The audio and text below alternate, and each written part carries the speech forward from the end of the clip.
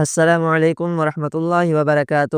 آج کی ویڈیو میں ہم کرلش اورحان کی ایپیسوڈ 3 کا جائزہ لیں گے۔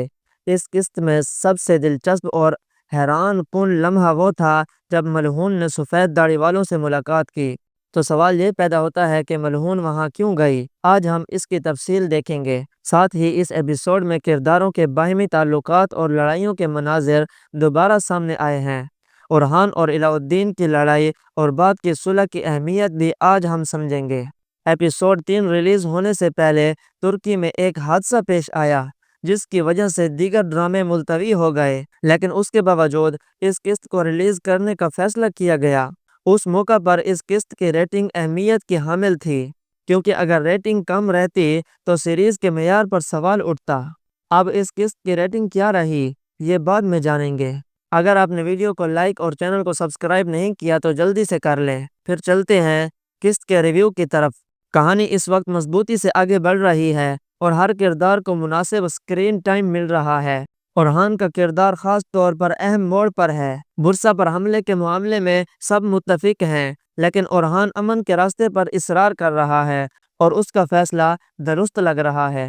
جنگی کونسل کے مناظر اس سیزن کا بہترین حصہ ہیں، لیکن سب سے دلچسپ لمحہ ملہون کی سفید داڑھی والوں سے ملاقات تھی۔ سوال یہ ہے کہ وہ قبیلے کی نمائندہ تھی یا سفید داڑھی والوں کی۔ ملہون عثمانی سلطنت کے قریبی ساتھی رہی ہے، اسی وجہ سے اس ملاقات کا فیصلہ منطقی نظر آتا ہے۔ اگرچہ بران بھی اس ملاقات کے لیے موزوں تھا کیونکہ وہ رازدان اور اہم ذمہ داریوں کا محافظ ہے، لیکن ملہون کا جانا زیادہ مناسب تھا۔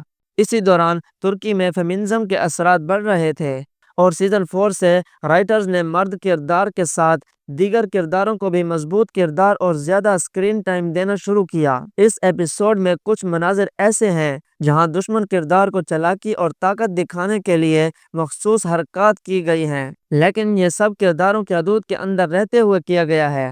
جسمانی طاقت اور مہارت صرف مردوں کی خصوصیت نہیں، بلکہ ذہانت اور حکمت بھی کردار کی اہم پہچان ہے۔ ملہون کے کردار کو ایک مضبوط اور حکمت والا شخصیت کے طور پر دکھایا گیا ہے اور دیگر کردار اس کے ارد گرد فیصلے کرتے ہیں۔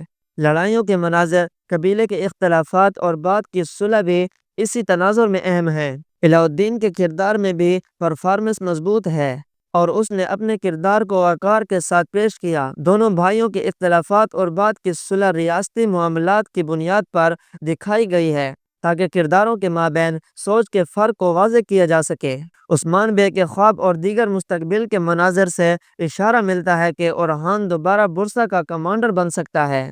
اسی قسط میں نئے کردار بھی شامل ہوئے ہیں جو کہ کہانی میں نیا رنگ اور مزید دلچسپ مناظر لاتے ہیں۔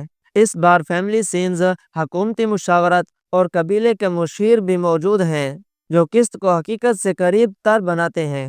اب بات کرتے ہیں ریٹنگ کی۔ اس قسط کی ریٹنگ 4.96 رہی، جو پچھلی قسط سے کچھ زیادہ تھی، لیکن یہ اضافہ اتنا زیادہ نہیں کہ خاص اثر ڈال سکے۔ دوستو، ملہون کی سفید داڑھی والوں سے ملاقات اور اس قسط کی ریٹنگ کے بارے میں اپنی رائے کمنٹس میں ضرور لکھیں۔ میری ویڈیو دیکھنے کا بہت شکریہ۔ اللہ حافظ۔